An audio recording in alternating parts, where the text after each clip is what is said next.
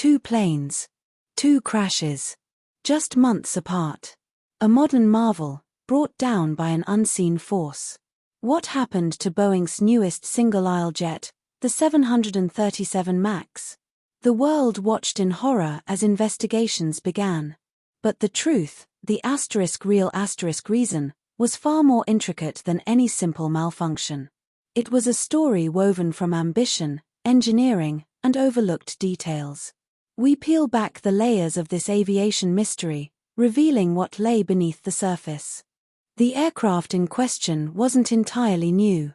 It was the latest iteration of an icon, the 737 MAX, Boeing's answer to a fiercely competitive market. Its predecessor, the original 737, first took flight over half a century ago. A testament to its robust design. But the MAX was different. Bigger, more fuel-efficient engines, positioned further forward. A subtle change, perhaps. Yet, it introduced an aerodynamic challenge that would demand a controversial, software-based technological fix. October 2018. Lion Air Flight 610.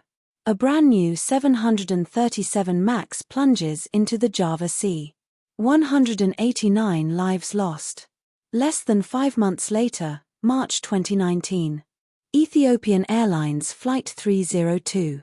Another 737 MAX, 157 souls perish. Identical, eerily similar flight profiles, repeated nose-down commands, an uncontrollable descent. The aircraft type was grounded worldwide.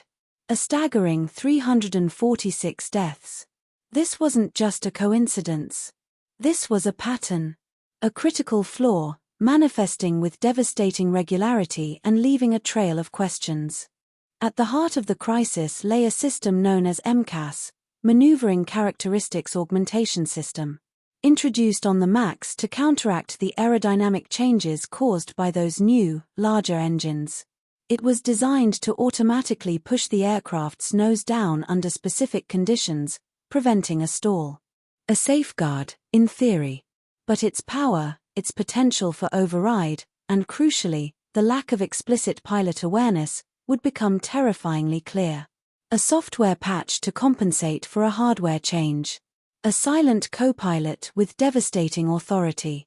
How did such a critical system become so poorly understood? The answer begins in the intensely competitive aviation market. Airbus, with its A320neo, was gaining significant traction. Boeing needed a swift response, a direct competitor, to maintain market share. The 737 MAX was designed for speed to market, promising minimal retraining for existing 737 pilots. A massive selling point for airlines. This promise, however, would carry a profound cost. A compromise, perhaps. A shortcut, some would argue, taken in pursuit of speed and profit.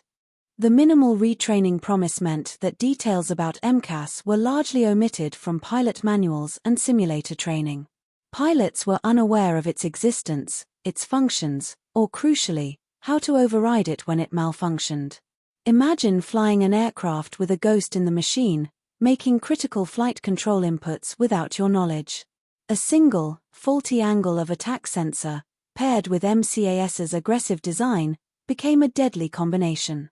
The pilots, caught off guard, struggled. With no warning, no procedure, no escape. And where was the oversight? The Federal Aviation Administration, the FAA, entrusted with certifying the MAX's airworthiness. Yet, budget cuts and a shift towards delegating certification tasks to Boeing itself meant crucial aspects of MCAS might have gone unscrutinized. A system designed to ensure safety, undermined by its own structure. Trust placed, perhaps, too readily, in the manufacturer's own judgment. Was the fox guarding the henhouse? The question of regulatory independence became starkly apparent. This wasn't merely a technical glitch. It points to a deeper transformation within Boeing itself. A company once celebrated for its engineering prowess, a bastion of innovation, seemingly shifted focus. From an engineering-driven culture to one prioritizing financial metrics and production quotas. The pressure to deliver, to cut costs, became paramount. Was the pursuit of profit overshadowing fundamental safety principles? The question looms large over the legacy of an aerospace giant, hinting at a profound internal struggle. So, what was the real reason? It wasn't a single point of failure. It was a tragic confluence. An aggressive software system, MCAS, designed to compensate for an airframe modification. A crucial lack of pilot training and awareness regarding this system.